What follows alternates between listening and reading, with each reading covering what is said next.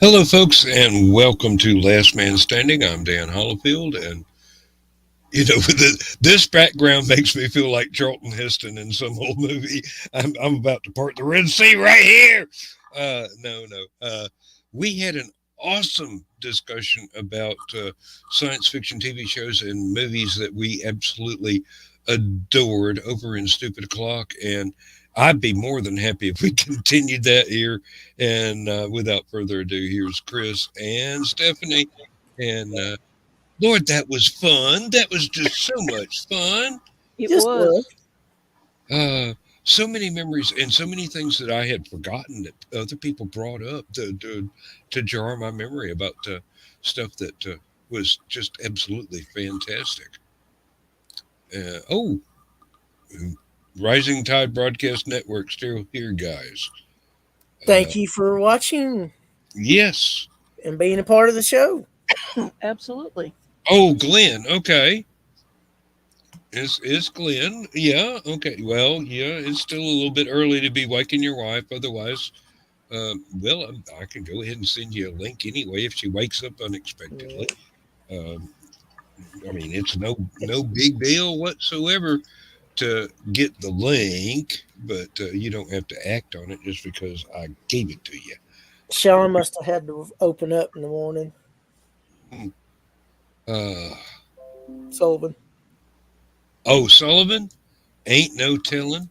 Either that or His well, wife told him to be quiet. no.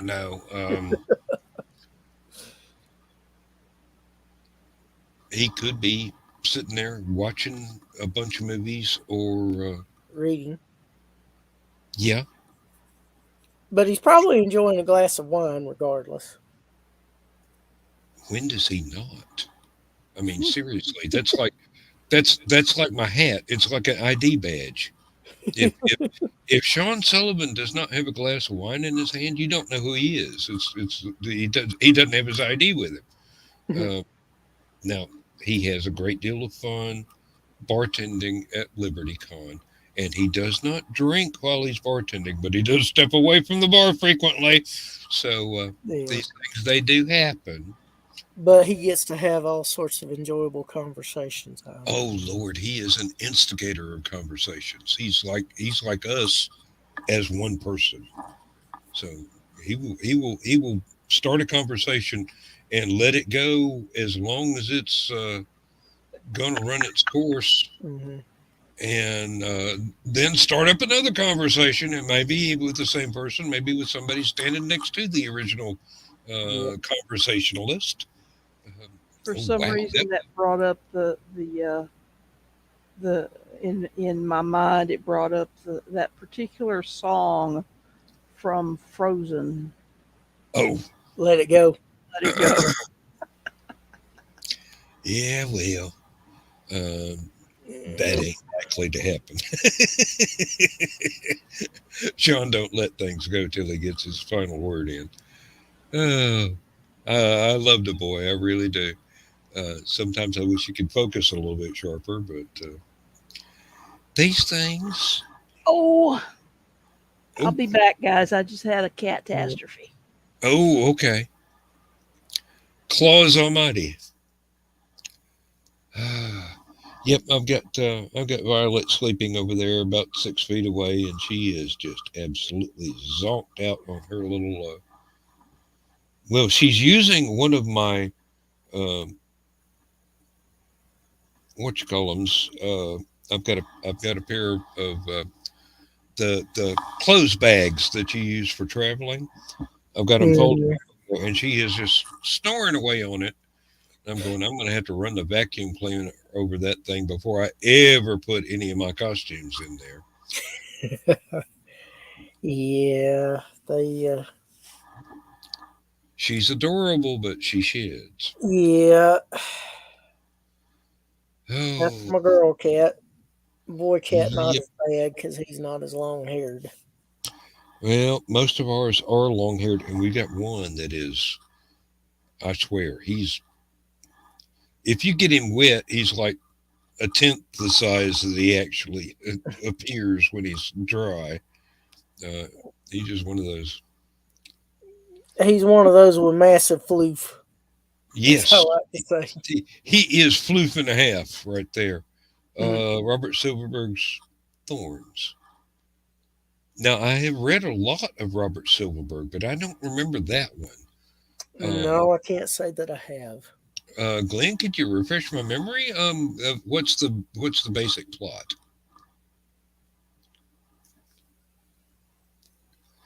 Because Silverberg is one of those writers that's been around forever, and he writes some really brilliant stuff. But there is a lot of different plots that he goes through, or different settings as well as plots that he goes through, and they sometimes they continue from one book to the next, or Mm. one book to another book 10 years later. But he's okay. An astronaut is rearranged by aliens and comes back to Earth. Mm. I don't believe I've ever read that one at all. No. Well, I'm going to have to look that up. Thank you, Glenn.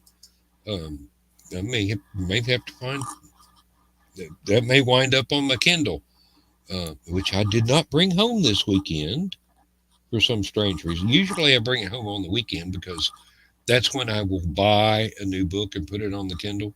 mhm. But I am in the middle of Stephanie's latest book from the Alpha and Omega series, and I was trying to experiment and see if I turned the fire tablet off entirely, Mhm. would it keep a charge from Friday till Monday? Now we will see, because usually I leave the darn thing on, and Well, if I let it sit for 2 days, it is down under 10% battery charge and needs to recharge before I can start reading anything again. mine automatically powers off if I haven't turned the page, Oh, and I mine goes to sleep, but it yeah doesn't totally power down. And the reason that, because I don't turn the Wi-Fi connection and the Bluetooth off when I'm at mhm. work, because I'd be having to turn it off all the time and Yeah, turn it back on when I brought it home. yeah, Uh, it tries to connect to the company LAN, and the only thing that it's allowed to attempt to connect to would be a print server, which is yeah, useless for a fire tablet. yeah. Uh, it just they it just oh, hey, Hey, sorry about that. catastrophe over. I think so for the moment. Yeah. Um, my Kindle, if I don't read it a lot over the weekend, I'll keep charged for a pretty good while. But when it goes down, it goes down. Yep, And I got mine. mad at myself because I plugged up the wrong charger the other day and it wasn't charging for like 4 days. And I'm like, oh, good grief, what is wrong with you? And I realized it was the cord that I unplugged because I found a longer cord that allows me to keep it more out of the way. And I'm like, you idiot. Hey, we all do that. We all do that. I don't believe there's anybody alive that hasn't gone, oh, I plugged it up to the wrong thing and I didn't have that thing plugged up. Uh, Well, it could be worse. You plug it in at one end and forget to plug it in at the other. I've done that that a that couple was of times. exactly what Chris was saying. He plugged in the USB part of the cord, but didn't plug in the wall wart. Ah, Yep. okay, okay. Yeah. No, the problem of mine is because I leave the Bluetooth and the Wi-Fi Mhm. on. It keeps trying to connect to the nearest available network, and because I use it to read at work, and that's the only place I get a chance to read anything on the Kindle is at work, or if That's I, why mine lasts so long. I don't have the Bluetooth connected. I do have the Wi-Fi connected. well, it tries to connect to anything it can connect to, and there's nothing for it to connect to, but it keeps trying. Yeah, and the Bluetooth will do that. that runs the battery down something fierce. So this weekend, I shut it down totally and left it in my lockbox. And I will find out Monday whether or not it's still got a decent charge on it and it hasn't run down, even with it being turned off with a 98% battery charge. I'll find out, but um, I hate having to leave it at work, but the only time I get to read on it Yeah, is at work. I mean, I get basically an hour to, if I'm lucky, 90 minutes a day that I get to read for pleasure. Used yeah, to, my entire life was sitting there in a chair reading books, listening to the radio, nothing else. You know, anytime I was off from work, I had a book in my hand. yeah, Now I'm writing instead of reading. yeah. And yeah, I did turn out 8,000 words tonight. I'm very proud of that. Excellent. Kudos to you. Hey, no, no, this I'm going. Is my editor going to have any hair left once I turn in this manuscript? They're going to be ripping it out, and I'm going. Oh God, this is so soap opera. No, well, I don't even have the slightest idea. I think When, it's great, when the but muse is speaking to you, you listen. well, I'm writing it, but this is some guy's memoirs, so there's a lot of telling instead of showing, and Yeah, I don't know if that's going to float with uh, with the editor and the publisher because I'm cutting a lot of unnecessary verbiage out, but they might prefer me to go ahead and turn some of that exposition into dialogue. yeah, And I don't know. For me, it works, but I'm writing it, so I'm prejudiced. yeah. And Uh, plus, you know that the whole aspect of it, they may not be aware of that you well, are. they're they're well, the publisher is fairly familiar with it. He's been after me to finish this damn book for over a year now, Hmm. and the thing is, I I don't write as a profession. Hmm. I write when the scenes come to me. Yeah, Sometimes it takes a while in between scenes. That is not a good thing for somebody trying to earn a living as a writer. but writing isn't your primary job. Well, no, it's not. You might want it to be, but the other one Well, pays the bills, and you have to. yeah, but I still should be able. I've got plenty of time. I should still be able to come home from work and take a break and recharge, and put in an hour or two every day. But I don't. Um, because the way that things work for me, if the muse is not talking to me that day, I don't get any words. Yeah, well, like I said, when the muse speaks to you, you listen, Well, I've and it tried doesn't always speak to you. I've tried forcing it. I've tried sitting there and You can't just do that. pounding out a few words, and then The muse will six laugh hours at you in later, silence.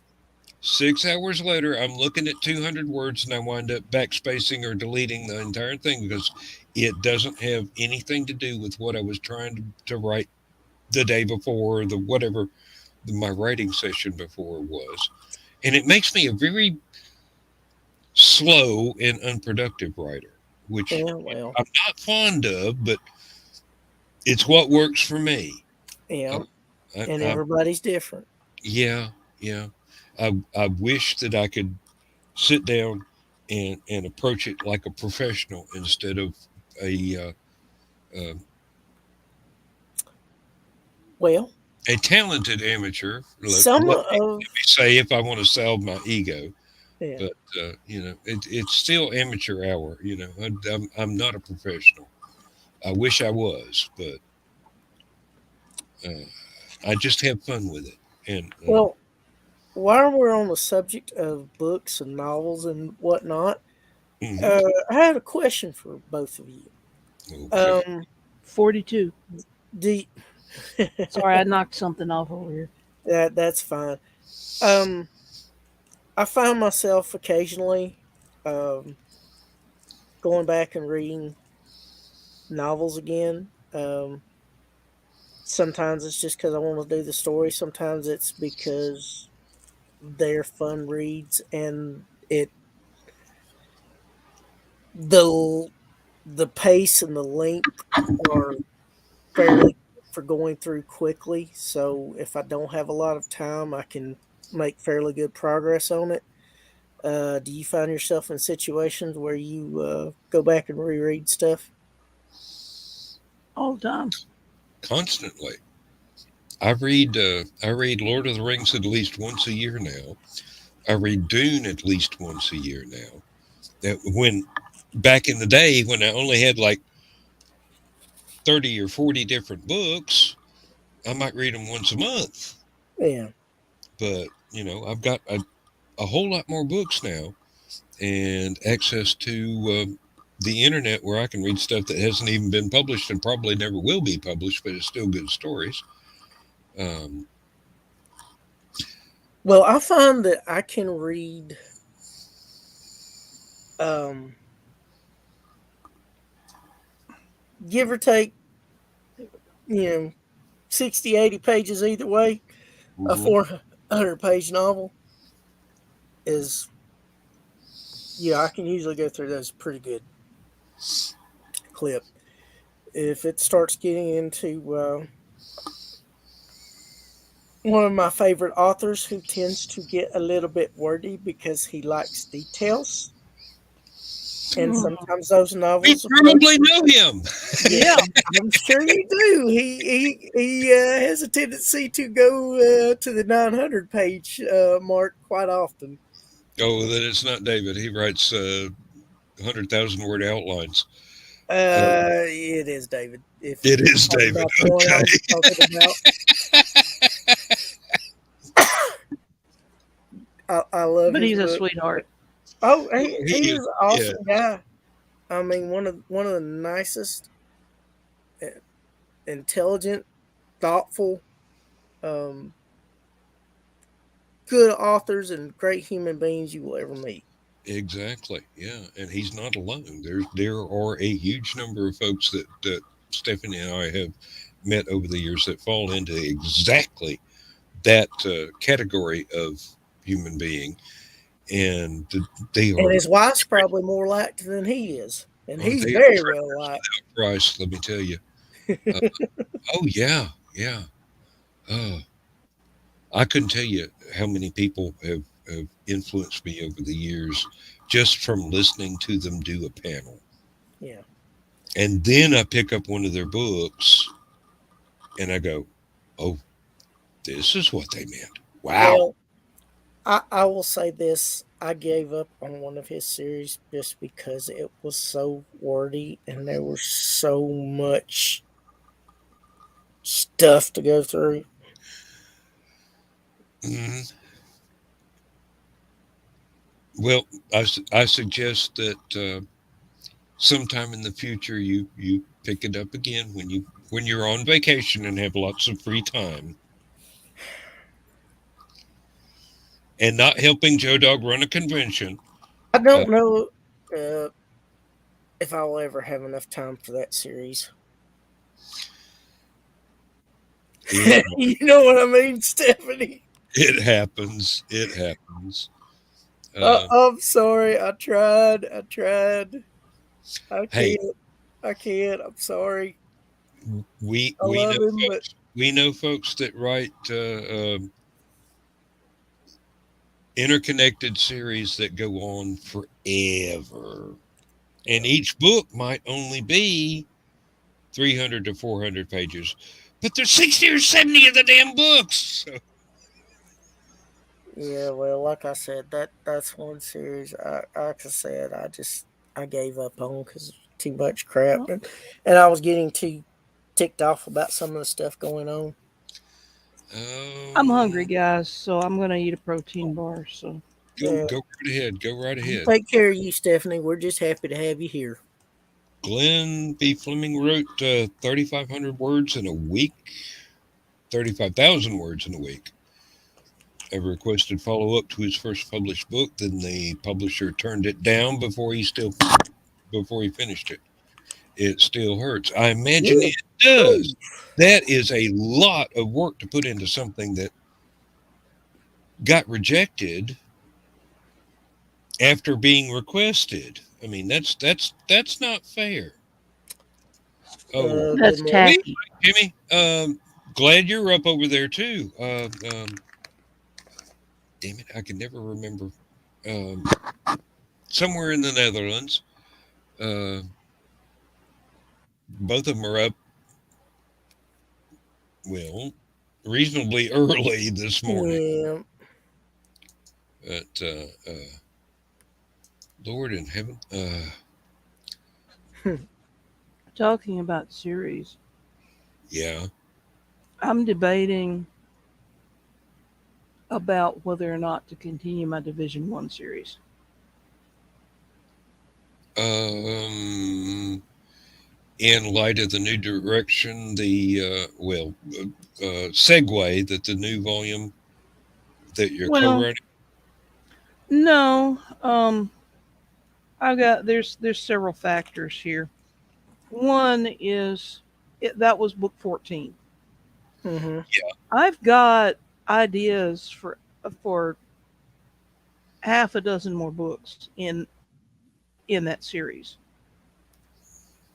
But the question becomes whether or not anybody is really that interested in reading more books in the series.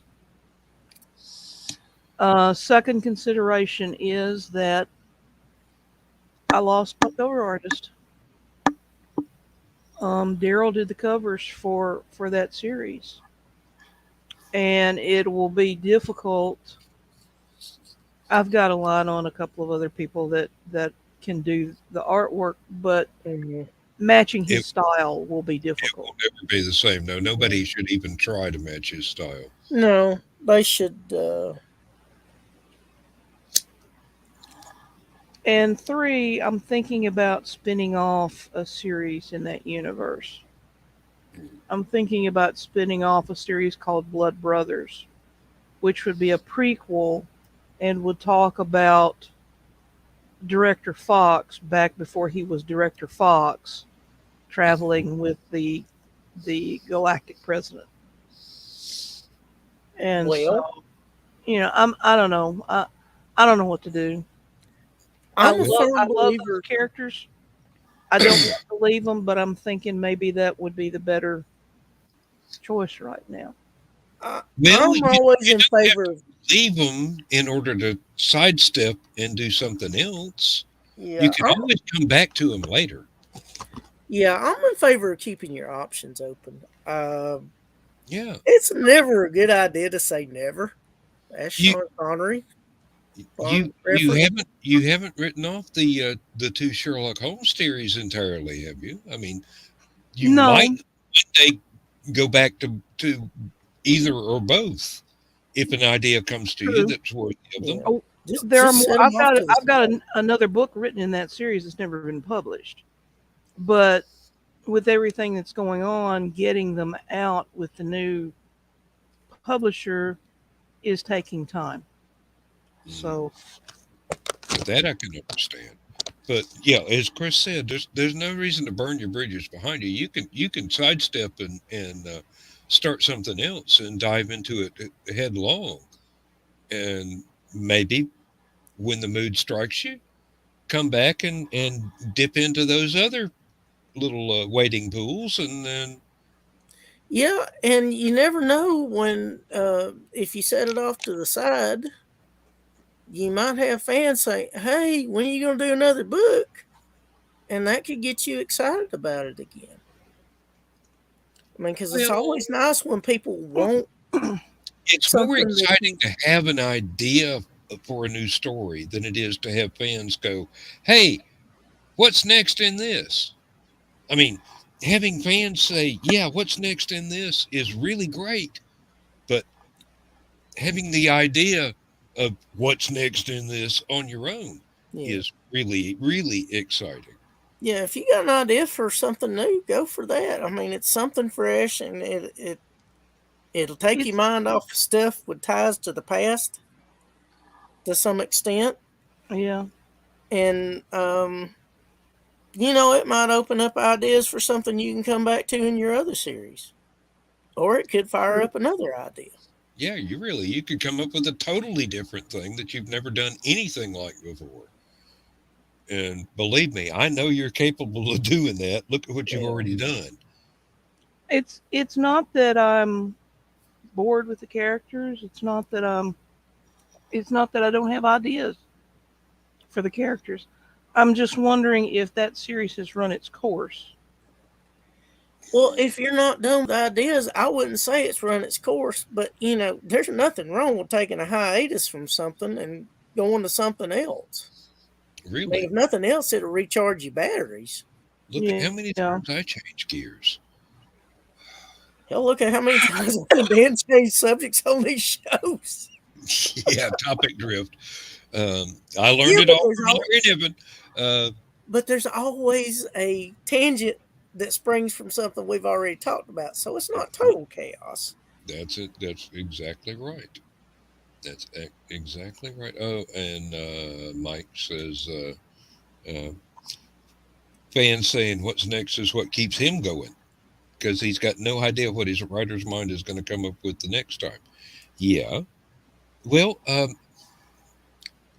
some of us, and Stephanie and I are somewhat alike in that point, have a lot of stuff way ahead of what people are actually seeing. Yeah. And it may be written, it may be unwritten, it may be planned out, it may just be notes of what to do when the mood is right. But there's a we don't have to wait on somebody to ask us. Our minds keep going 60 miles an hour, no matter what. I mean, it Oh, try a warp 48. War 48. Yeah, yeah. I I woke up the other day. It's been a while. It's been a few weeks, but I woke up the other day with an entire scene for Blood Brothers in my head. Hey, It's just I it can't write sounds right it now. it sounds like a great idea. Yes, I know exactly. I understand completely. Um, For the I was listeners who don't know, I lost my husband December 1st. And he was my graphics artist. He was my cover artist. And it's been difficult. So well. I'm We hear getting to where I'm dealing better. But there's so much stuff I just don't even know where to go with. You know? yeah. I don't know I, what comes next. So I was in the middle of a novel when my second wife died, and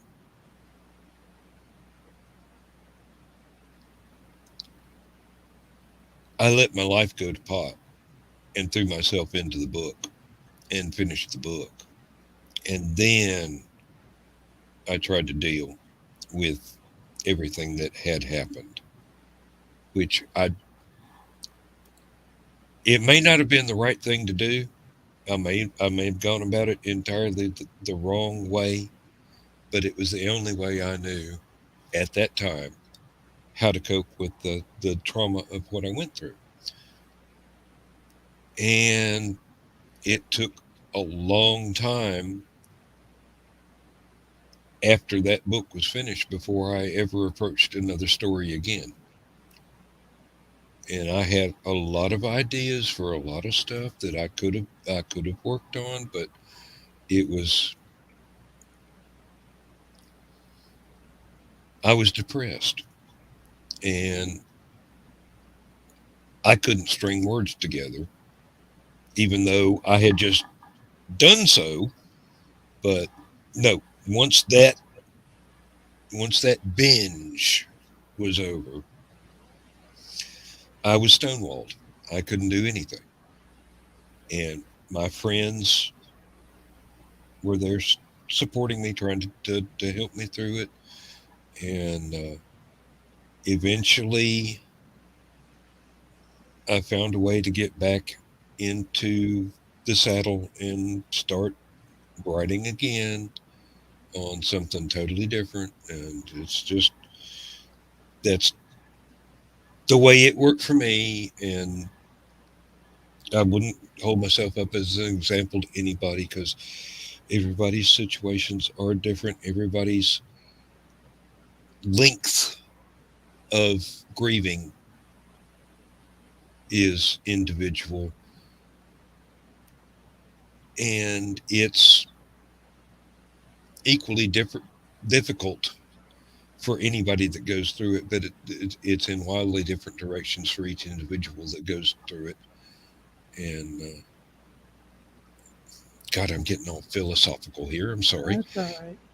I'm gonna Monday is going to be kind of rough, and I'm going to try and pretend that it's just a regular day. So, oh, but I think I told you about this. Where the heck is it? Oh, This it's a silver heart, and it's got his fingerprint engraved on it, oh, and it just came yesterday. So that is so romantic. I love it. I love it. I'm it came in time for Valentine's Day. So Well, I'm not a big believer in signs, but maybe that is one. The speed of delivery rather than. yeah, because it got here faster than I expected. I didn't think it would get here in time for Valentine's Day. Well,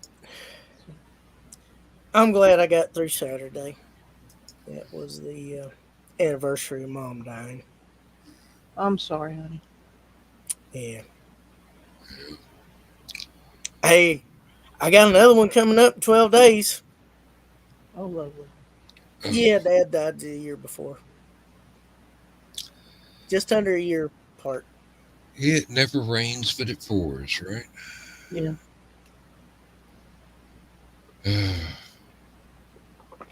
Sometimes I'm glad that I'm so time blind. Most of the I've got to use a spreadsheet to keep track of anybody's birthdays. Oh, sweetheart, let me show you something. But this will also give you an idea of what all I have been dealing with trying to do. All right. Can you see that? Yep, Yep. That's all the stuff that I have to do this month. that looks Yeah, like I know. That that looks may be what? even a metric butt ton. I have been keeping up with your posts, Stephanie. You have done a remarkable job considering everything that you've been having to deal with. I'm proud of you. Thank you.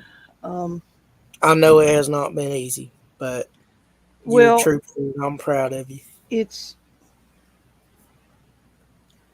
it's harder because so much of the stuff that I'm having to do is physical, and I'm Hmm. handicapped. I have a bad ankle. I have two bad knees. I have two bad hips. I have a bad low back. I have shoulders that are trying to go bad on me because I for use my arms so much for compensating for my legs. I have a bad neck. Um, it's just, and I'm struggling just doing standard housework.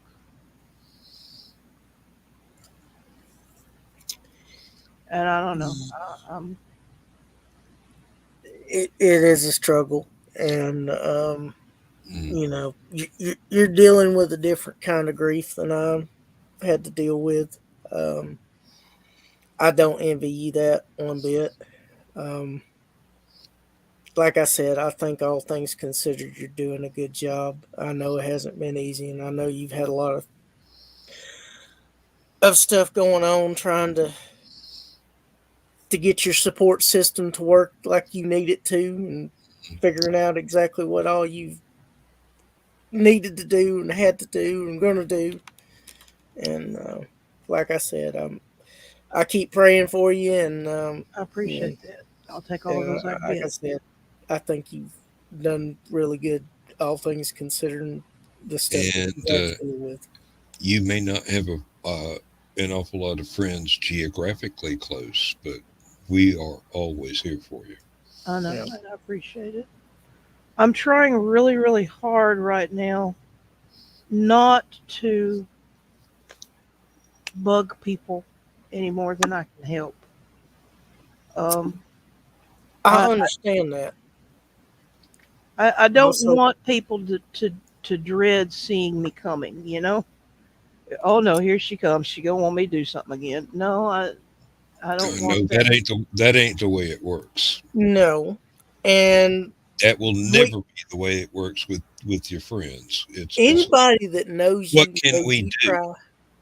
Anybody that knows you knows that you try and do as much as you can on your own.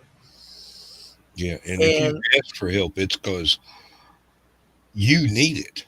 yeah, and most of your friends, if they're able to do anything, they will pitch in. But you Mhm. need to let them know what's going on so they know what they need to help you with. I wish I was closer. I really do. I'd be able to be a whole lot more help other than just words on a screen or words on verbs on a screen. Uh, And I can't do that was much. badly phrased, wasn't it, Daniel? Uh, I can't do much during the week.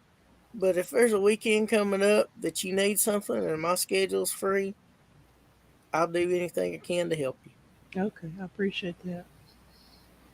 And like I said, if you need to talk sometime and I'm awake, I don't mind talking one bit. he's good at that. He really is. He's got a talent for it. Yeah, I have a tendency to run my mouth on occasion. And sometimes that's exactly what you need is Yeah, somebody just to have a conversation with, no matter what the topic is. Yeah, but and so and go ahead. and I've run across a number of topics over the years. I can probably BS my way through some stuff if I have to. But I mean, I guess with all of that, y'all see where I'm coming from on the books. Yeah. Like I said, I understand, but I'm a firm believer in keeping your options open.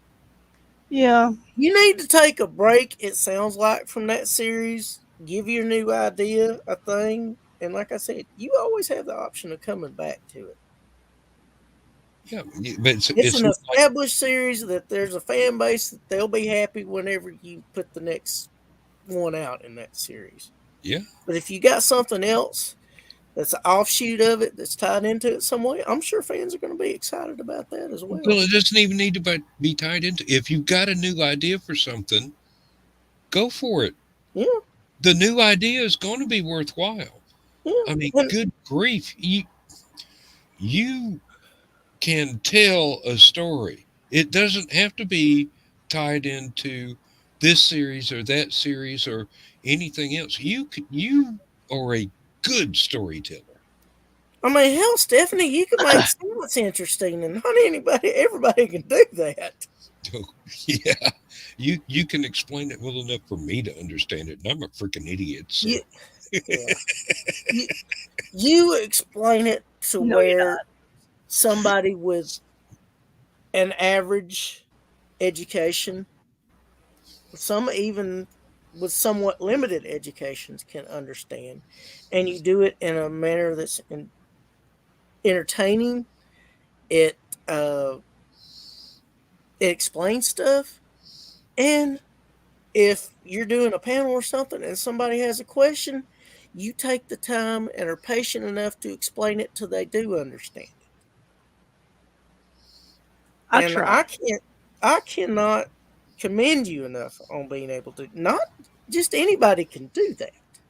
It is a special skill. It is a gift. Especially some of the stuff that you talk about, because that's some It's high intellectual some of it's material. really really complicated, and you find a way to find a common ground with people that uh, don't have the life experience or the education necessary to grasp it on a level that a lot of people try and present it on, whereas you don't talk down to people, but you uplift people. Yes. I make a You- point. I try never to talk down to them when I'm explaining stuff. Um, I've been talked down to. I didn't like it. I still get talked down to sometimes by people who don't realize my background. Hmm. Um, I don't like it. I don't like it any better now than I did. No, I Um, would say sexism right there, but this is not some place where we want to really go into the shortcomings of the it doesn't have. It actually doesn't civilization. have. It doesn't really have anything to do with the sex or gender of the person talking down to me. Actually, I've had yeah. women talk down to me too. Yeah. Mike, Jimmy, I don't know. That looks like several different first names there, so I don't know if it's one person or whatever. But It's one person. He's in the Netherlands, and he is okay, an excellent fellow. Uh, it's not a matter of needing a break as much as it is. Um, my brain just decided to go out to lunch. Um, bingo, exactly. That's exactly. exactly Yeah. what I try to do. Um, but yeah, it's my brain has kind of gone out to lunch. It's when Daryl Well, died. I tell people when Daryl died, he took my heart with him, but he also took half my brain. So, it's um, like PTSD. Actually, it really yeah, is. I've been noticing some similarities, um, made worse by the fact that I found him the way I was afraid I would. Waking up one morning and he's gone. So, Mm, so yeah, yeah. I can Well, relate. well, Stephanie, I'm sure you're familiar with the original Saturday Night Live series. Hmm. You remember Chevy Chase's portrayal of Gerald Ford? Yeah. Um, I so identify with that segment where he says, "I was told, it's my understanding, there will be no math."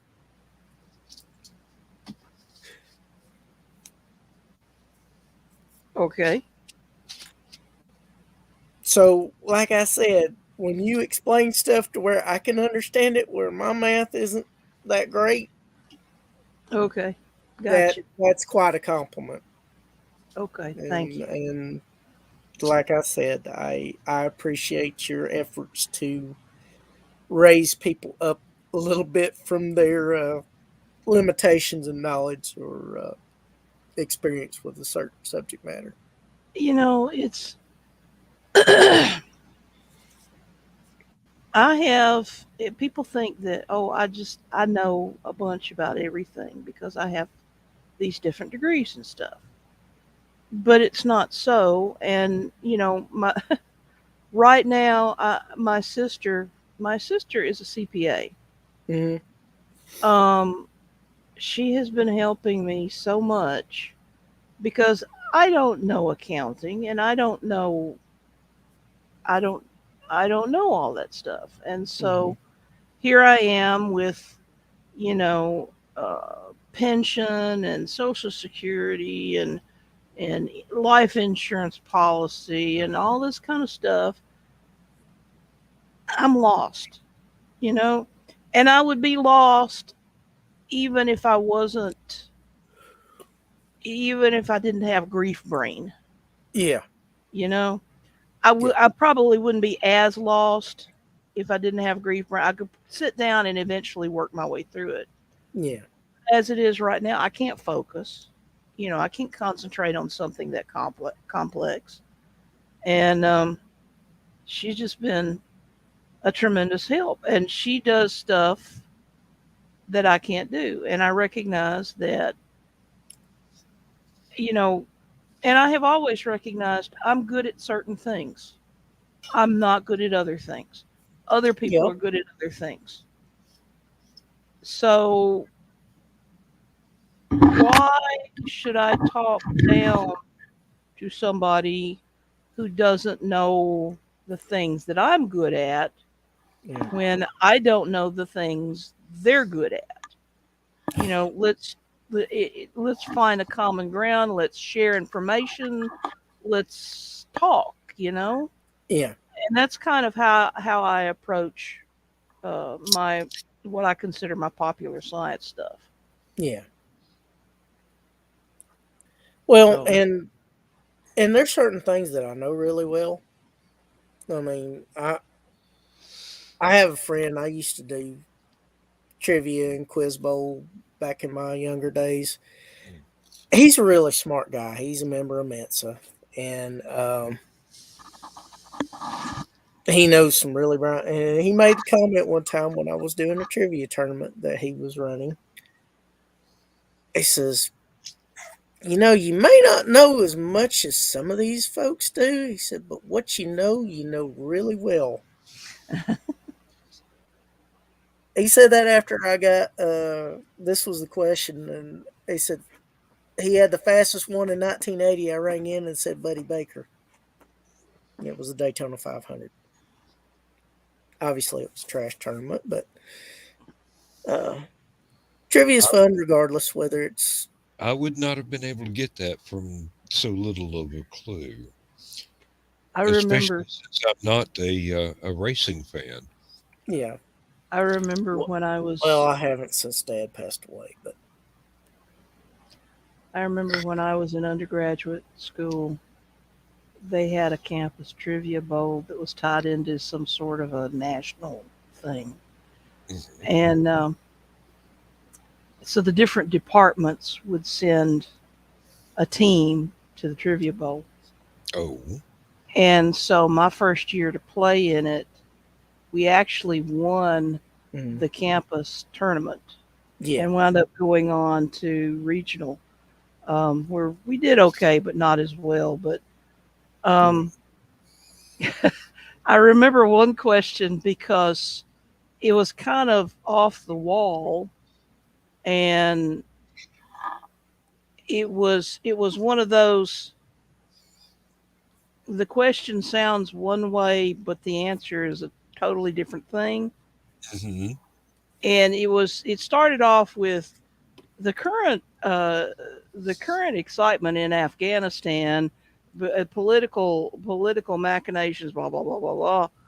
mm-hmm, And then the actual question was, "Who said you have been in Afghanistan?" I perceive, ah, I know and that one. yeah, and without even thinking, I heard that as a bzz, and the professor who was hosting it was kind of taken aback. He says, Miss Ganaway, I was at the time. mm-hmm, And I said, Sherlock Holmes. And my team turned and stared at me. The other team turned and stared at me. The professor stared at me. And then he flipped the card over and said, She's right. And everybody was just kind of like, What? What you know, you know. Uh-huh. So yeah, been there, done that. I know what that feels like. Hmm. But yeah, Well, that one of all the questions that were asked, that's really the only one I remember because of the reaction I got for knowing the answer. And it yeah, was a trick question to start And it with. was a trick question to start with, and I still got it right because everybody else was going off on the politics end of it Hmm. and yeah, modern day politics and stuff. yeah. And I was like, no. They were concentrating on the preamble, not the actual question. Uh-huh. Well, it's like one of the pop culture questions I answered at the Alden Ludden Memorial Invitational Quiz Bowl tournament years ago. The question was, and a thing about Quiz Bowl, College Bowl, that stuff, you can buzz in anytime you think you know the answer, but if you get it wrong, it's a -5. Mhm. The question read, they like M&Ms, but not the brown ones. And I buzzed in and I'm like, oh my God, no, it can't be that simple. And I just said, Van Halen was like, 10 points. And that was That from is reading. that is the trick part of their contract to make sure that people are actually reading their contract because they have the stuff about the pyrotechnics and the lighting and everything Mhm. else.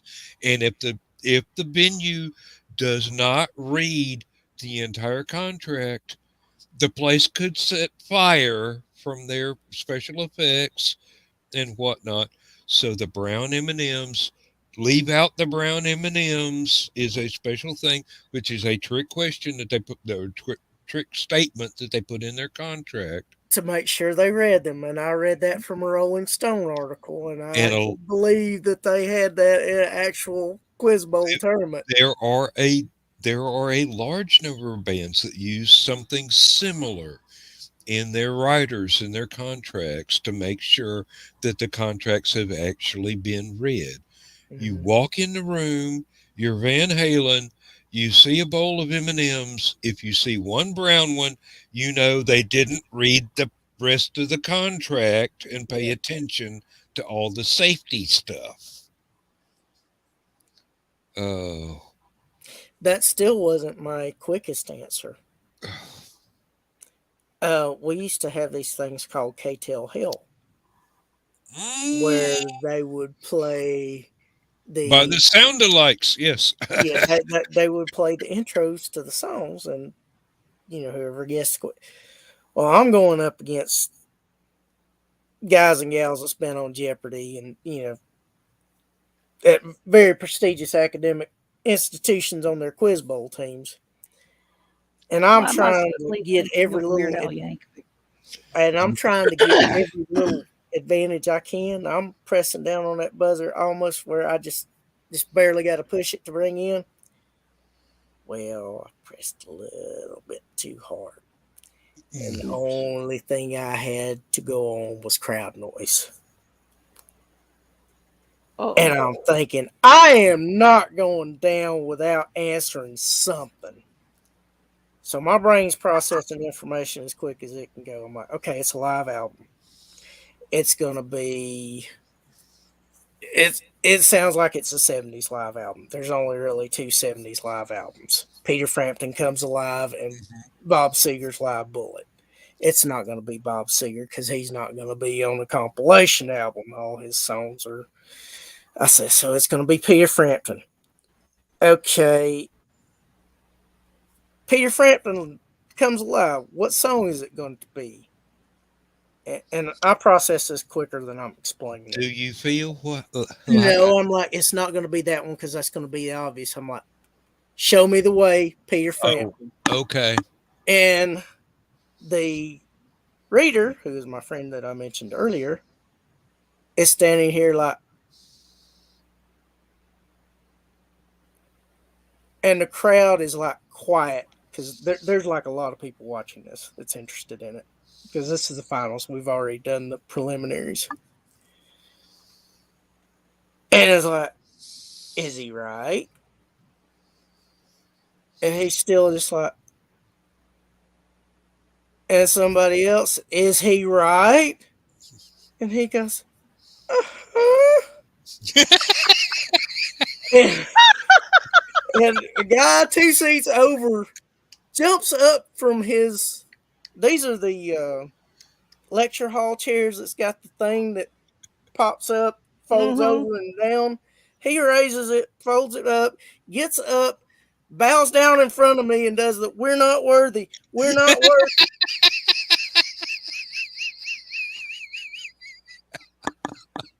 Needless to Meanwhile, say, you're just I won going the title thump, belt that thump, year. thump, thump. You really. Oh, thank you, Lord. Thank you, Jesus. God bless the little pygmies. Uh, Oh man, I'm telling you, I'm like, damn, I'm a good kisser. No, you logicked no, your way no, through it. it was logic. It But was I did that logic. in less than 3 seconds. And well, we didn't say it took time. Well, it took me time to explain it because my learning disabilities, but that's another subject altogether. Um, but yeah. I used to catch hell from my family for sitting there reading a book in front of the TV while they were watching some game show. It'd be like, uh, well, in the afternoons it'd just be me and my brother and sister, but in the evenings it'd be the whole family, and it'd be something where there was a question going on, and I'm just sitting there and I go yeah, and came out with the right answer, and not even while I was turning a page, Hmm. Mm-hmm. and they're going, "How did you know that?" And I go, don't know. Uh, Heard it all before, I guess. It's like John, Paul, and George. I've heard it all before. Uh, oh, there's a no prize for anybody that gets that song reference. Um, Hmm. yeah, Chris has already got it. And now Stephanie does too. Well, Okay. speaking of music, Ian, I think it was McDonald died. One of the members of King Crimson and founding Oh, members of yes, Foreigner. yes. Co-founding member. Yeah. Which, which, uh, which leaves Robert Fripp with quite a quandary if he ever wants to put the band back together again. I mean, there's Yeah. not that many folks left. Yeah, and interestingly enough, him and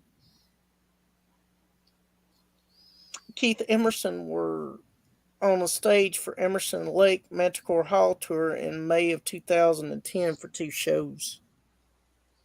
Wow, I'd love to have seen that. Yeah, I don't know if there's a recording of that, but if there is, I'm sure that would be really enjoyable to watch. hmm I'd be willing to search for that. Um, yeah. Now, Robert Fripp Hmm. and his wife do have a YouTube channel. Hmm. I would not recommend that children watch this YouTube channel, even though the music is really good. Toya's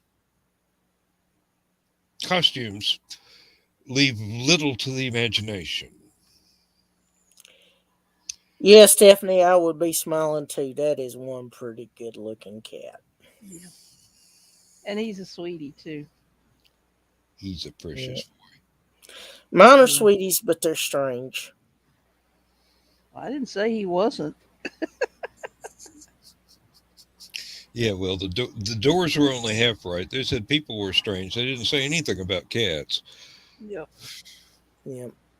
Um, I will tell you something else that's really interesting, Dan. That I don't know if you would like everything they do, but Duff McKagan of Guns N' Roses and his wife hmm have a show called Three Chords and the Truth that they do on Sirius XM's Ozzy's Boneyard each Okay. week. And they have quite an eclectic mix of music because they're into all sorts of different bands. There's times where they'll have like punk rock stuff on it and some mainstream stuff, and they even had some. They had some. I don't think it was Hawkwind, but it wasn't long after Lenny formed Motorhead Yeah.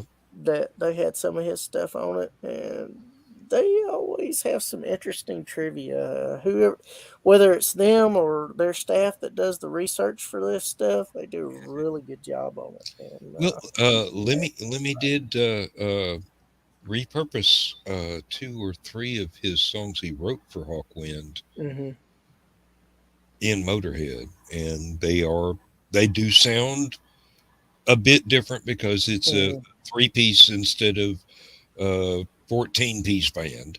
well, he doesn't have any keys or anything in the band either. Yeah. I will tell you, I saw his video for Motorhead for God Save the Queen, and I was Oh yeah, laughing when he my was doing the Sex Pistol song. Yes, indeed. I Uh, was laughing my head off because they got a great Queen Elizabeth II impersonator, and that video was so much fun to watch. Irreverent but fun at the same time. I bet Liz got a real kick out of it. She's got a great sense of humor. She really does. Yeah. Well, I'm sure she would. I mean, And I'm not David Tennant, so I wasn't ever married to her. So if Prince, Prince Philip. yeah, I mean, he had an unusual sense of humor too. Did you ever see that picture where he was dressed up as the beefeater that was on guard? And Mm, she was walking by Yes. and she noticed it was him and she was kind of chuckling, trying to not to. Yes, I yeah, I've mean, seen that. for all her hanging on to traditions and trying to be the ultimate royal, there are moments where she was kind of down to earth and relatable to the common folk. Yeah. there's a story going around where there was some Arab prince or king or whatever that was visiting, and uh, she decided to drive him around one of the estates in a jeep. Hmm. And she was an ambulance driver during World War II. So, hmm you know, the lady can drive, but she's hauling ass around this estate, and the Arab's hanging on by his fingernails, going, "Slow down, lady, slow down." And then oh, and over here I plan to put in a ornamental fish garden and pond, and over there we've got the nuclear weapons, and over here we've got just jabbering on while she's doing 60 miles an hour on a dirt road that's about this wide. Uh, Well, she was probably dodging some gunfire when she was. yeah, she was at home. There wasn't that much gunfire in England. She didn't. She didn't. There were Well, bombs though. yeah, Yeah, I was yeah, thinking about the Blitz. there were plenty of bombs. Lindsay's Yeah, hometown got bombed out pretty good. She grew up in Portsmouth and South Sea and Gosport after school, uh, playing with her friends in bomb craters that hmm used to be buildings that she knew well. I mean, she never experienced them because she hadn't been born when the stores were there, but yeah, parents knew what they were and would tell her what yeah. those stores were. Now that they were just holes in the ground, it's amazing, given how precocious and active my beloved was as a child, that they never found any unexploded ordnance anywhere and started hitting it with a hammer just to see what would happen. Um, Or a cricket bat. yeah. Oh. Okay, Glenn, you got that. You got me on that one. I didn't know that at all. Yeah. Buckingham Palace was hit too when the Luftwaffe. I'm Luftwaffe. not surprised. There was a lot of stuff that got hit during the Yeah. Blitz. Yeah, even with the blackouts and everything else. Um, now you got to hand it to the British during all that time, and they went into the in the shelters in the underground. Hmm. They were singing songs and cooking food and just having a grand old time in the what to us would have been subways in the Yeah, underground. And the just Tubes. yeah, I can't imagine that. I mean, we've had our share of uh, well, might as well go ahead and call them what they are, terrorist acts Yeah, in our day and time. But that's a whole step up towards terror than yeah, anything I know I've ever gone through. yeah, You've got to be a fireman or a cop on 9/11 in New York City to equal that level of well, we got to do this that the people of London and other areas of England went through during World War II. Just screw it, we're going to do this. So, uh, What y'all can't see is that I still have a fur person over here tucked into my side getting scritches and pets. and that's what they're there for. Yep. yeah. Yep, He not Violet's he, over there about 6 feet away, and she is sound asleep. She's not about. But this afternoon, when she first came in from outdoors, she was all over me. And Lindsay goes, "Yeah, as soon as you go to work, she's in your chair and she does not move until you come home." And I'm going, "Well, she's learned not to be afraid of you with the vacuum cleaner then." And Lindsay goes, "Yeah, kind of." Oh, Lord. Yeah, yeah. We had a Okay. The Luftwaffe smashed London, Liverpool, Coventry, Sheffield, killed over 10,000 civilians, but we smashed them during the Battle of Britain. Yes, indeed, you did. yeah, And as Lindsay is fond of pointing out, uh, you Yanks showed up late to the party. yeah. We did. Um, But we and did help out beforehand with the Lend Lease Act and a few other yep, deeds of assistance. yeah. We could have done a whole lot more, but the attitude of the time was isolationism, Yep. and it took Pearl Harbor to drag us out of that isolationism. Um, kicking and screaming. there's there And is there is a lot of controversy about whether or not that should have been necessary, but that's neither here nor there. We no. those of us alive today did not have anything to do with that. It And we was a were lot going to have to do more something at some to do point. with it. Yep. I'm glad that a lot of things worked out as they did, and we were able to help what little or what much that we could, and the world could have been a much more Scarier unpleasant place. place than it is now. Um, Yeah, Glenn, it was not an ideal situation, but keep in mind he had to work uh, with a Congress that was as I said, not as isolation, cooperative as it could have been. isolationism was the mood of the day. Yeah. It was the flavor of the moment at the time. Um, yeah. But once we got going and dug our heels in and said, "All right, we're in this to win it," we definitely made up for lost time. Yeah. And history is full of moments that could have gone one way or the other, except for a coin toss of circumstance. And if you sit there and debate this, that, and the other thing, you lose track of,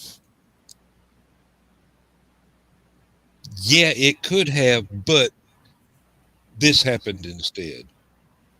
And where the quoted this was a good thing or a bad thing or an indifferent thing, uh, that's beside the point.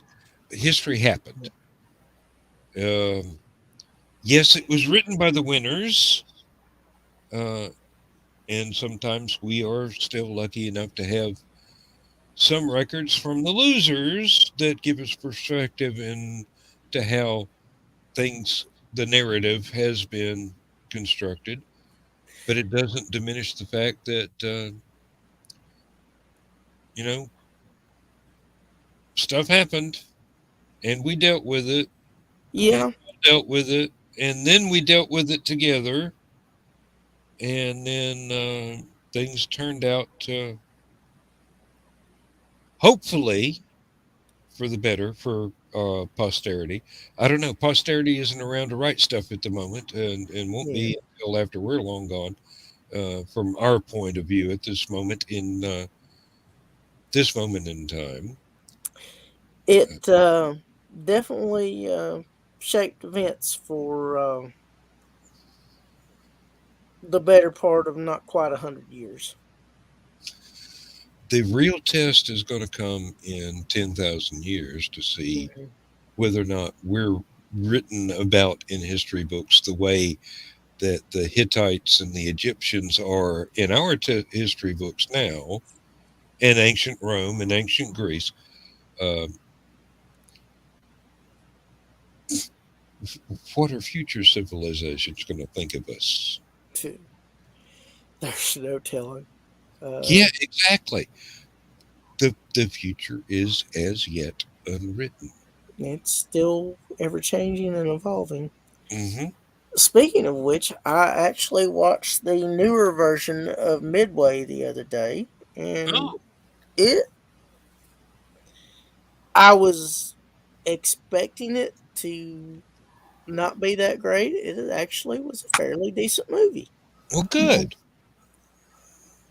I still think I prefer the movie made in the 50s or 60s, the one with Charlton Heston and I think that was 60s, but I could be wrong. yeah, I'm thinking it was 60s too. Um, I like that version, but they like I said that the one that I saw, the most recent version, wasn't bad.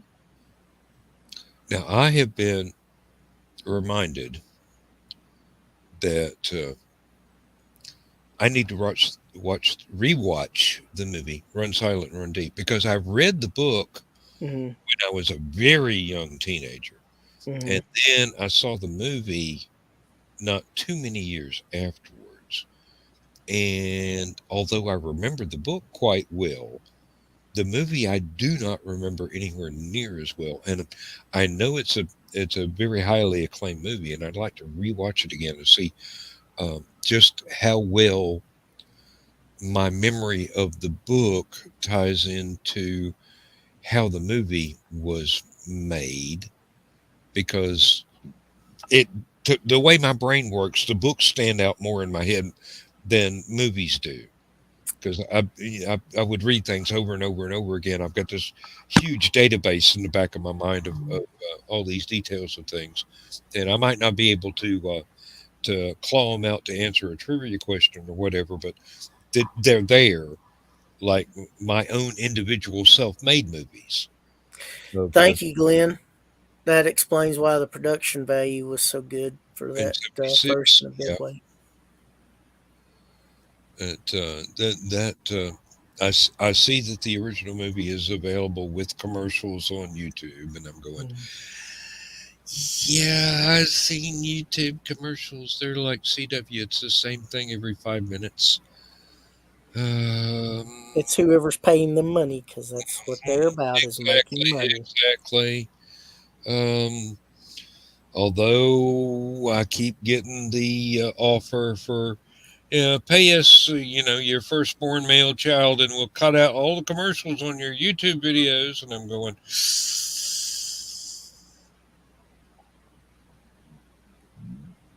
no, Yeah, I really don't want to pay y'all because you're making plenty enough money as it is. here really. The only commercials I watch on YouTube or on shows where I am more than willing to support the people who have uploaded the videos that are being so rudely interrupted by adverts, and which is not many. Yeah, Most of them I just skip through and go, Yeah, I'm never going to buy anything from you. Oh, yeah, that's a scam. I should warn people about that. yeah. Uh, yeah, I already buy your stuff. I don't need to see your advert.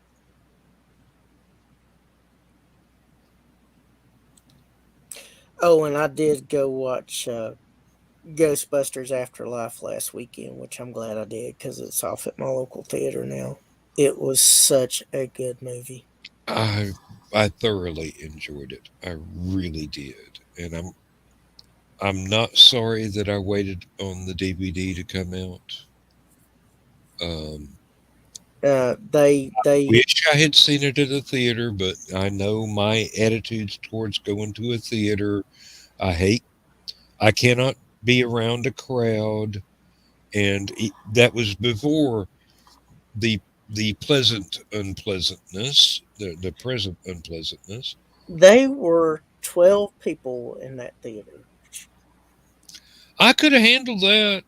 I could have handled. If that many. I And mean, there wasn't a crying or squirming kid. there were fewer people than that in the theater when I first saw Rocky Horror Picture Show. And let's see, when I first went to a theater to see Attack of the Killer Tomatoes, there were four people there in the entire theater. And one of them I knew, but I didn't know she was there at the time. Yeah. Well, the good thing about me going to see that, other than it was the last weekend it was at my local theater, was I had gift card balance remaining and I basically didn't pay for the movie. I did pay for the beverage though. Alas, ours is not a perfect world. It is. Um, But sometimes it ain't that bad. a lot of our local theaters have converted over to the really, really, really good seating, Hmm. and you can actually order a meal during the movie. And I'm going, this has got to beat the instant nachos that you used to be able to get back in the Well, day. they have what they call gourmet selections with really high prices. Oh, that's the And thing I was about and, to and say.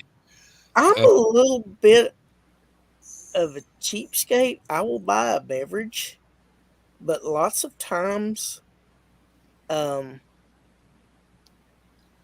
I'm bad to go eat lunch then go catch a matinee mm, to save money. And like, obviously if I've got a date, they yeah, want popcorn or something like that, I will spring for it. But like I said, if it's just me, um, I try and stretch my dollars as much as I can stretch them. I long ago learned to avoid theater drinks, not because they are unwholesome, but because the movies I tend to go see, I don't want to get up in the middle of and go find a restroom. Well, most of the times I I don't have to, or I find a very dull portion of the movie where the action's not very on, and I will go take off as quickly as I can, get my hands washed as Possible. quickly Yeah. as fun, and a bit back. And usually I'm back before it really starts getting interesting. Mm, You have to pick your moments. yes.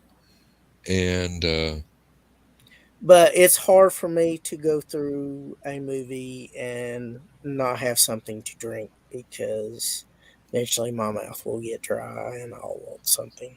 So mm, I will splurge on a drink. I have found that buying a pack of lifesavers before I get to the theater is a lifesaver in itself. Uh, oh Lord, and the trouble is with the new theaters, the food smells so good. Even I Yeah.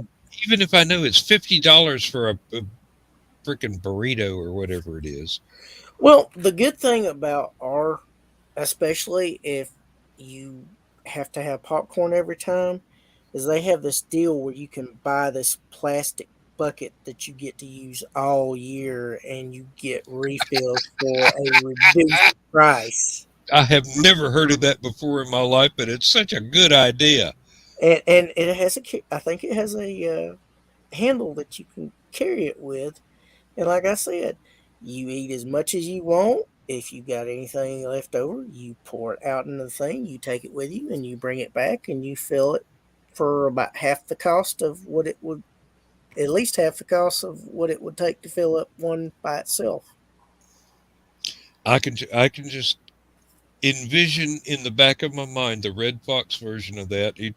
He trundles in and goes, I want a refill on this 55-gallon drum of Ripple. Yeah, I'm going to go see a love story with my lady, and it better be good. Like the theater's got any control over the Yeah. content of a movie. Oh, Lord have I mercy. So, got my husband and I got a local theater and a bit of hot water. They actually cut the movie off before they rolled the credits. There wasn't but a few of us in the theater, hmm and they actually cut the movie off before the credits rolled. Nowadays, that's a bad thing because parts of the movie yeah, don't happen until the end of the credits. Well, not only that, but that theater, the credits are an important part, and they contract to show the whole thing, credits Hmm. included. yeah, And that can get them in trouble with the various and sundry guilds and studios and stuff. Yeah. yeah, So, because that's one of the things that the crews might not get paid that well, but having their names in the credit gets them more work. And right. that's vital to them, especially if the element that they worked in was really done well in that movie and nobody gets to see it. Nobody That's gets to know doing they did the work. Yeah. and that's a disservice to them. Yep. You do not want to upset a union. No. We we actually went to the theater manager after the show and reported it, and he was not happy. Hmm. And This and this could get a black mark on the theater's reputation yeah. And with the distributors. Yes, exactly. speaking of after credits, I hope you watched the very end of Ghostbusters because there's two scenes in the credits. I bought the DVD. Yeah. Yes. I the The only thing that haven't I been. have not yet watched is the special commentary and stuff like that. And, I I am that. wish they could have gotten Rick Moranis. I almost said Peter Scolari. I don't know why. They're If about they'd have got him in it, uh, they look nothing alike. yeah. Well, they kind of got that nice guy vibe about them, Mhm. and they really are good guys in real life. Yeah, Um, so yeah, that's why. But Rick Moranis, he's the only original one that wasn't in it, other than the mayor, who was kind of a bit of a jerk anyway. Why was he not in it? I don't know. After Honey, I Shrunk the Kids or whatever, his wife died, and he kind of bowed out of Hollywood to raise yeah. his He family. pretty much retired from being an actor. But his kids ought to be grown now. I don't, unless he just doesn't want to act anymore, or maybe That, Hollywood's like, I've that's heard. that's entirely. Does he not? Go ahead, Dan. No, no, I was finished. But does he not have some sort of like condition. like Parkinson's or something? That I don't know. But like I said, it would have been nice to have him in it because they had Annie Potts, they Yeah, had Ernie Hudson, they had Dan Aykroyd, Bill Murray, and they had. Well, I'm not going to give it away for those who hadn't seen it. Just watch it. yeah. You'll be glad you did. That And that but was beautiful. That was beautiful. yeah, and it was that they did a wonderful job of bringing it to modern day. You know, Now I have heard complaints that they did not bring the all female version into the. fold. Yeah, I was trying to find a word that into the mythos basically, Yeah, because you know they deserve their moment as well. yeah. I have it on DVD. I've yet to watch it because You life do and that work too. and all that.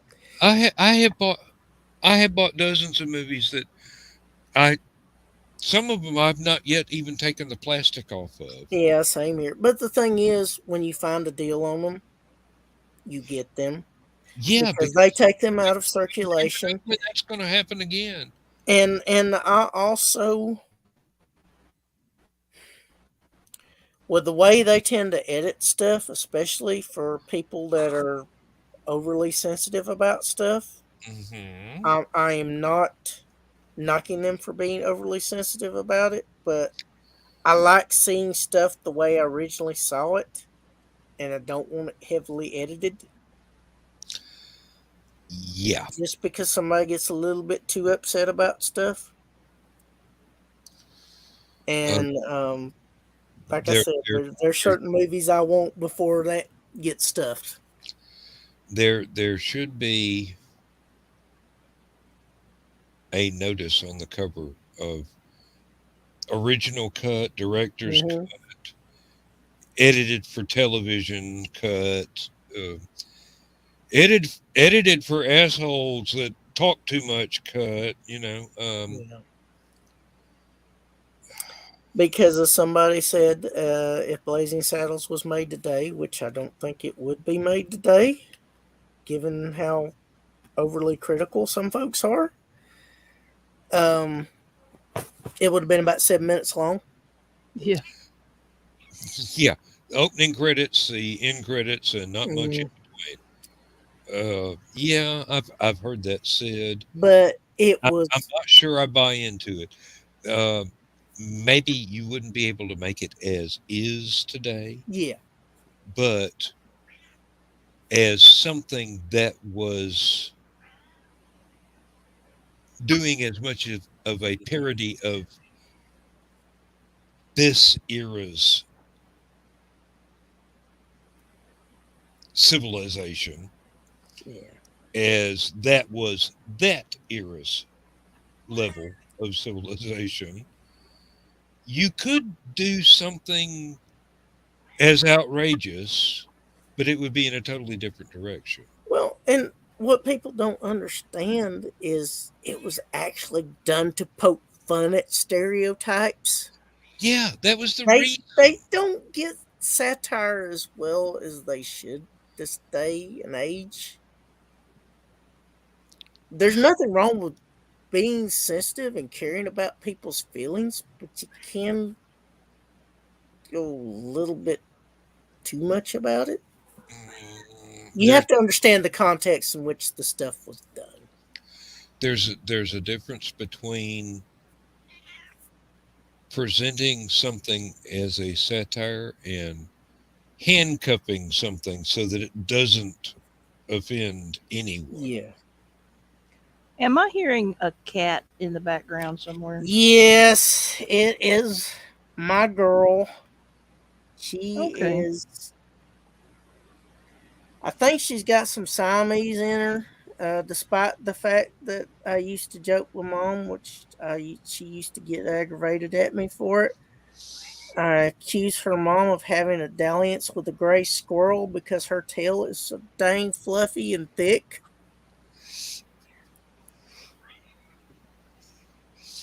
And my Oh, mom would get upset because that was her baby. Yeah. But yeah, her tail is so fluffy and bushy. I accuse her mom of having a dalliance with a gray squirrel.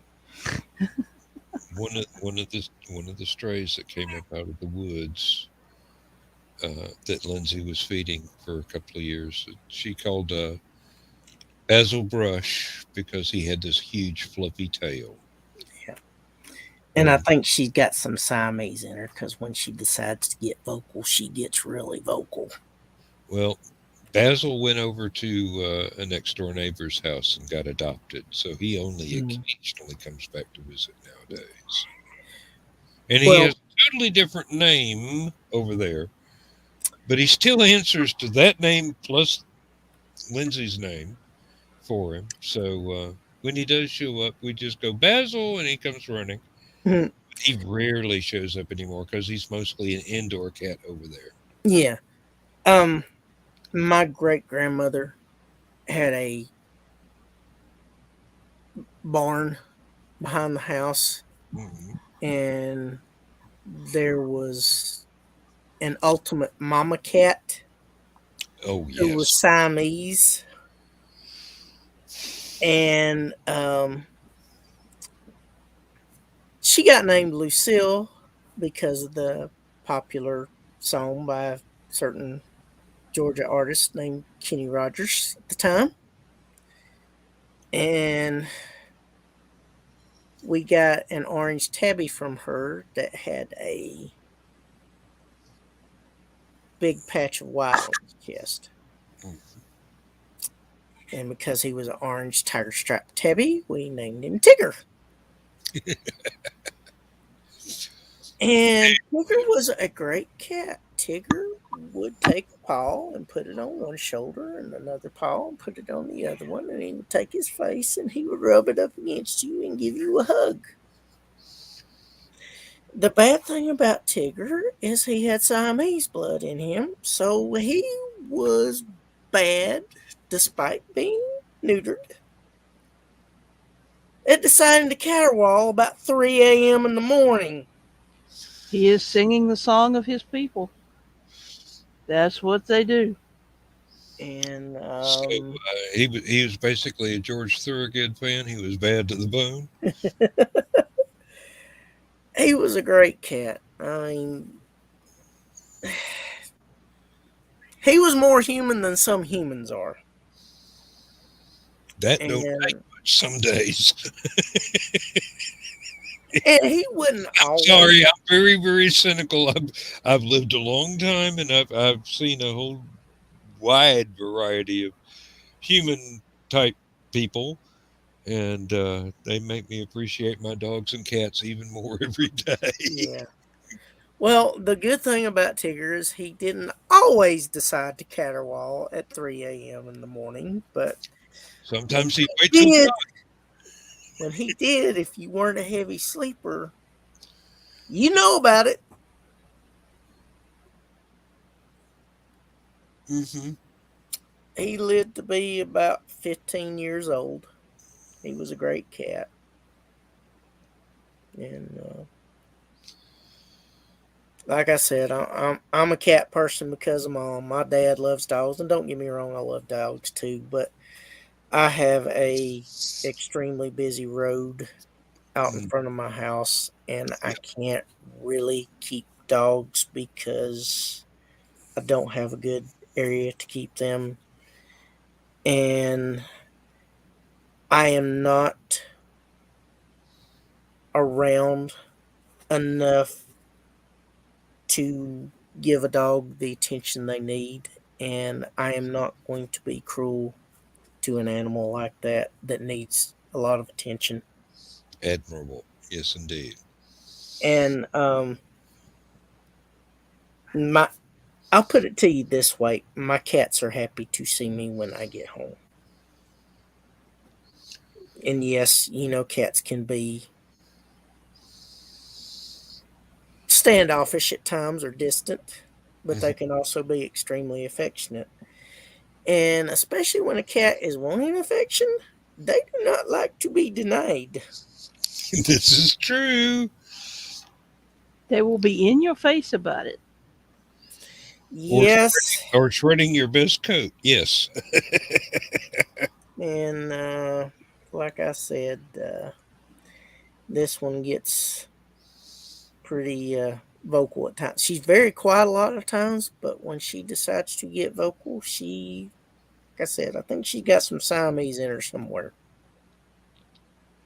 But judging by the voice, I think I would agree with you because the Siamese voice is a little bit, it's almost hoarse sounding, "Meow, Mm, meow," yeah, as opposed to meow, meow. and it's rather insistent too.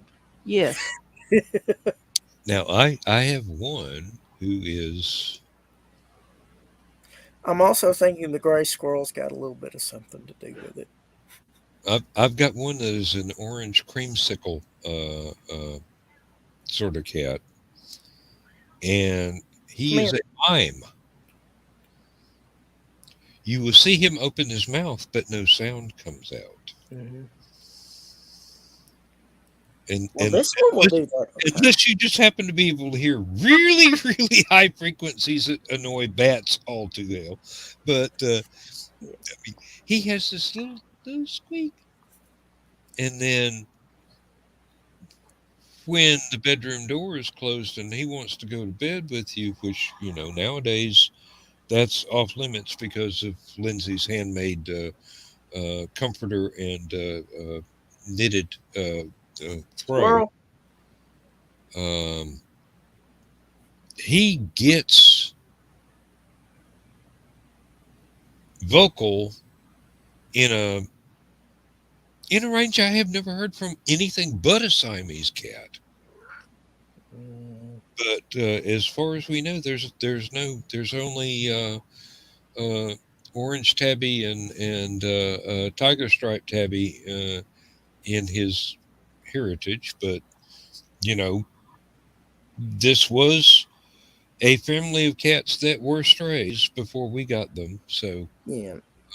the orange is predominant, but there are a lot of gray and white tabbies in there in the family too. One of them has exactly the same markings as an ocelot, and that's why I named her that. Hmm.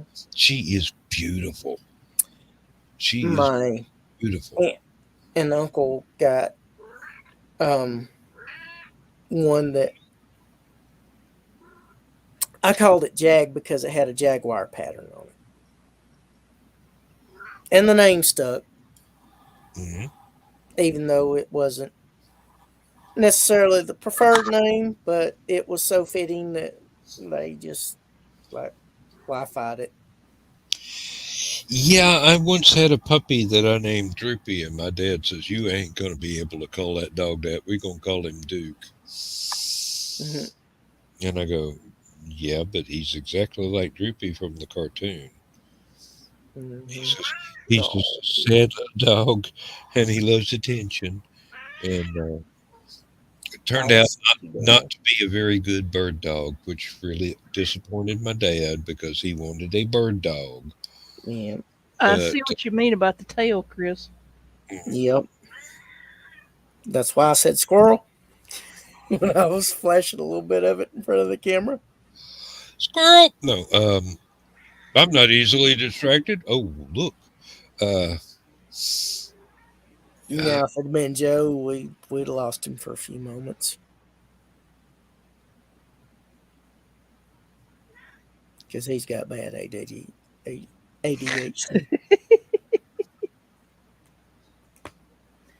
Elron Well, got attention down and went deficit on. disorder. I don't know about the hyperactivity. He kind of slow motivated these days. my cats aren't ADHD. I'm going to lay here and sleep for 48 hours unless you piss me off. Yep. Of course, they're all about 14 years old now. Yeah. The two remaining matriarchs of the family are 15. Yeah. And, I'm beginning to worry about one of them because she's not as ornery as she used to be. Yeah. It's not a good sign. We had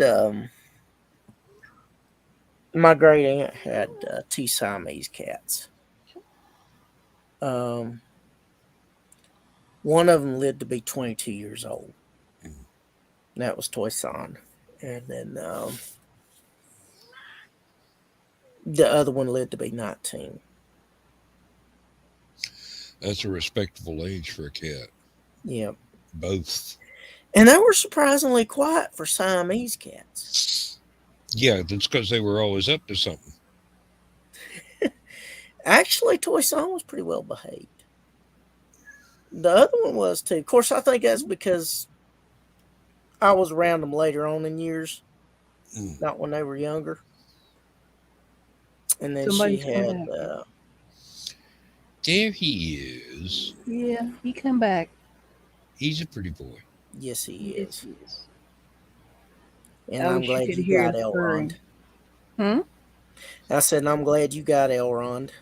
Actually, Yeah, I can hear him purring. Can you? Okay. Oh, well, I could when he was closer to your microphone. Yeah, let me see here.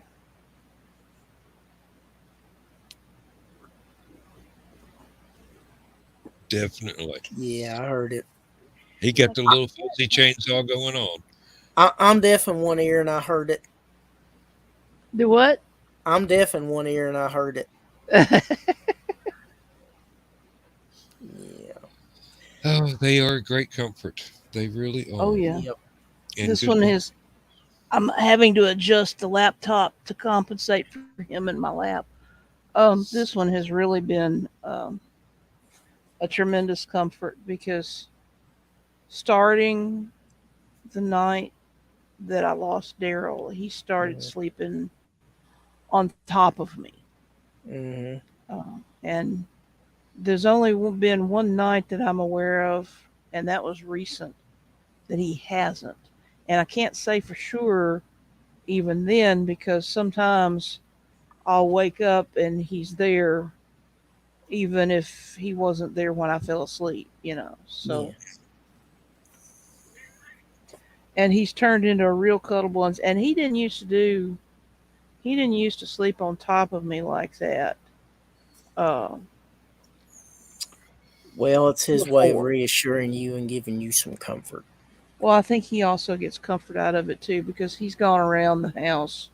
He had a certain call for Daryl. Mm-hmm.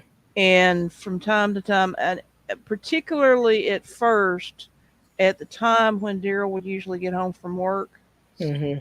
he would run around the house yelling for Daryl. Mm-hmm. And when I told him that Daryl wasn't coming home, then he would get this sad look on his face, and he would quit calling, and he would come and he would cuddle up with me. Yeah. So I think he's affected by it too. So Yeah, Of course. I wouldn't doubt it for a minute. But y'all are good for each other. Yeah, and He needs you I've and you need him. I've seen him. He likes to go upstairs to the upstairs bathroom and drink water out of the faucet. Yeah. Mm-hmm. So we have for some years now. We just just a very light, Mm-hmm. um, and I've seen him several times. I'll be on the phone with somebody, and they'll be offering their condolences, and I'll get upset, Mm-hmm. and he will stop halfway up the stairs and turn around and watch me. And then after a few, maybe 30 seconds, he turns around, he comes back down the stairs, and he comes over and he climbs up in my lap. Mm-hmm. And he settles down and he purrs until I calm down. And then he gets down and he goes up the stairs. She gets him some water and he comes on back Mm. down. Cats are fascinated by running water. Yeah, Oh, we have at least two, maybe three, that will go to a bowl of water, dip it out with their paw, and lick their paw Mm-hmm. over and over again, rather than drink Mm-hmm. or go to a dripping faucet and drink from that. It's just over and over again, like a raccoon or something. Just use their hands to dip water, and it's so cute. It really is exactly so cute, and you wonder, given the number of cats that we have and the few that do that, how that learned behavior came about. yeah. Well, he's moved from my side now. He's down at my feet. That's Uh, always a good place. yeah. Well, I've got my feet up in, I've got the recliner footrest up and my feet resting on it, and he's down at my feet. There will be times when Lindsay is taking a nap in the lazy boy in the living room. I'll go in there and there'll be she'll have the recliner kick back and footrest up, and there'll be a cat in her lap. There'll be another one across her feet, and there'll be one on the back of the chair just purring away. I mean, she's got surround sound basically. It's no Uh, wonder she went to sleep. She's got this perminator going on here in well, 3-part harmony. whenever Elrond would cuddle up with me when I was taking a nap in the recliner, um, Daryl started referring to him as my kitty tranquilizer Yep. because as long as he stayed there, I was going to sleep. And once he got down, I would wake up. Hmm. So, and it's the purring and the warmth, I guess. So, That's the reason they domesticated us. yeah, and they did. I do believe people egotistically have that wrong. We didn't domesticate cats. Cats domesticated us. Yep. Well, even if you try to say we domesticated cats, no, cats, if anything, cats domesticated themselves. But I think you're right. I think they domesticated us. Yep. I doubt seriously we'd have ever developed any kind of civilization without dogs and cats. Yep. That that sort of responsibility for another creature and bond, Yeah. to my mind, brought us over the edge from being amiable idiot monkeys to being the human-like creatures, and I keep they've been kick they've been kicking our ass ever since to make sure we get more human as time goes by.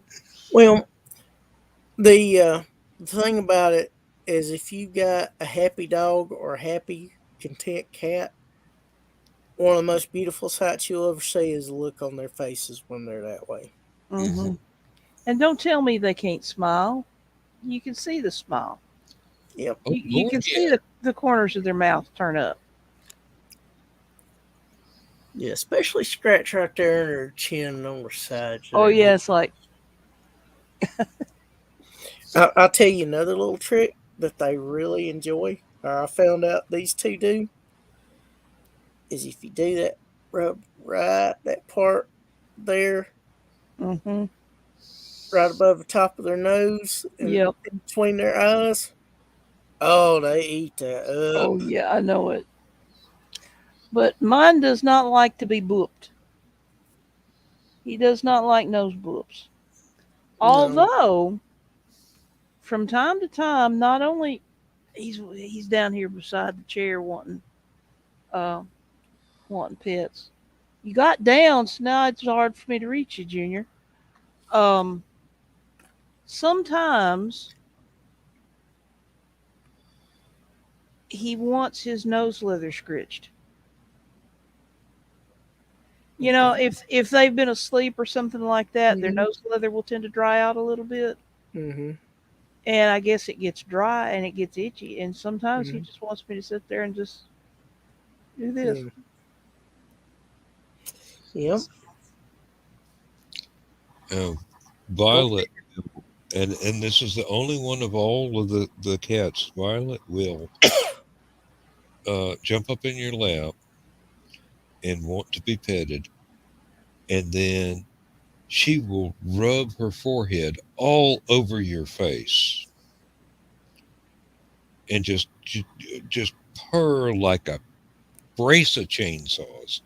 mm-hmm. And then all of a sudden, she'll go, "Okay, you've had enough attention. I'm going back to sleep now," and jump down and go get in her bed. Yeah. Um, So like, okay, you're all right. I'm gonna go to sleep now. You make sure my bowl's full. I had another little kitten that was a litter made of sugars, and she was a little calico, and I was her world, and I called her my little purr monster because oh man, she got loud. Unfortunately, she got sick and died a few years ago. Oh, I'm sorry. Yeah, damn. This It the past decade was a decade of death that I would really rather much like to forget. And We're getting to that age. yeah, that's the bad part about getting older. I mean, I like being more experienced, more knowledgeable about stuff, but not everything's a benefit, and not everything's a drawback. Oh, I just recently found out that whisker fatigue was a thing. That's when the cat has too narrow of a bowl to eat from, yes, yes. and they'll get down to the bottom in the exact center, but they won't be able to reach all the food that's still around the edge because the bowl constricts their access, Hmm. and, and they're it's like they're trying to climb through too small of a hole in a fence or something. Yeah, well, Their whiskers sort of whiskers are like telling them they can't get through, so they don't access the rest of the food. Don't bite the it. cord. No, no, no, no, no. No, hurt the It kitty bat. No, no, it no. No, no. it Hurt kind the of kitty. it's kind of acts like a sonar and radar for them. Mhm. Now the cure for that is to feed them on a It's plate. curb detectors. Hmm. Yes. It also lets them know how whether they can fit into a space or not. Mm-hmm. If And their they like if small, their whiskers compact can't go through spaces. it, they know the rest of them can't go through it. Yeah, and they Coming like through. yeah, they like compact spaces because it makes them feel safe. It keeps them from being preyed on by predators of them. Mm-hmm. I wish y'all could So, see this expression of me blowing on his tail. He turned around and looked at me like, "What the heck are you doing?" you Oh pervert. yeah, that's the fun part about cats is getting to aggravate them sometimes because they aggravate you and you're thinking payback's a bitch until they decide, yeah, I'll show you, asshole. Yeah, then you Uh-huh. got to clean out your shoes and fumigate Mhm. them and whatever. But Somehow or other, It, in the course of all that, my sleeve got rolled up. Nothing up my sleeve. Presto! Got to get a new hat. That's Uh, because Elron was telling you you got work to do. I need stretches. Hey, hey, that's what you knocked over earlier. No, you let that alone. he wants attention. Yeah. You're paying Oh, entirely too much attention to these people on the other side of that blank screen that he can't see. Well, probably can see perfectly well. yeah. I think He can. Cat's I've seen seen him like watch TV. Yeah, I've seen him watch the screen too. He yeah. was he when he was on the show the other day, he was watching y'all talk. And I'm pretty sure he could probably hear, hmm even though I'm wearing a headset. So Yeah.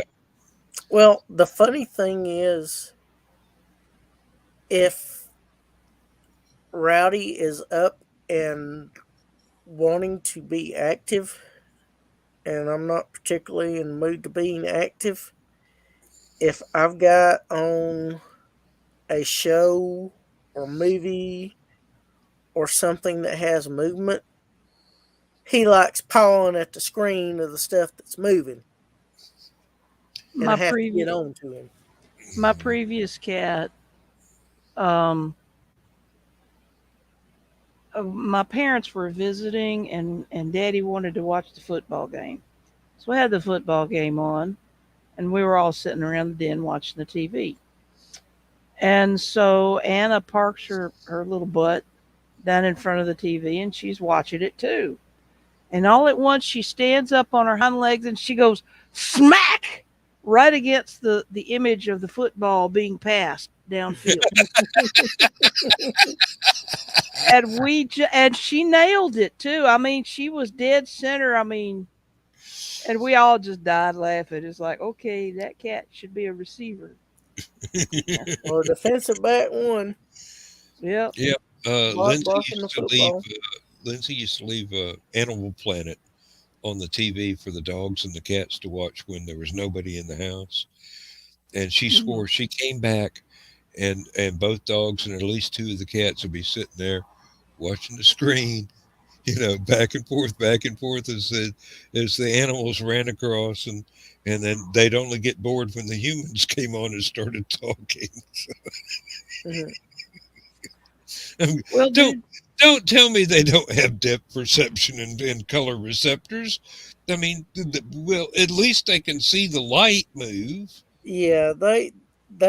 I think most of them see in black and white, if I'm not mistaken. But they can tell depth, and they've, you know, I don't know. I I think cats may be able to see in a little bit into the infrared. It may still be black and white, but a little bit into the infrared. mm, they now know that cats can perceive the blue end of the spectrum just fine.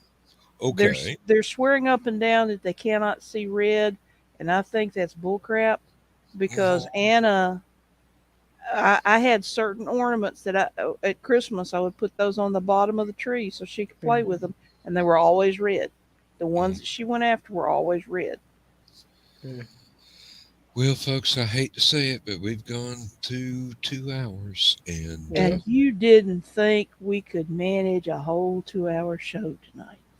no, I thought I'd have to manage a whole 2 hour show by myself. Is what I was. Yeah, he didn't know I was going to be on. I was waiting to surprise everybody.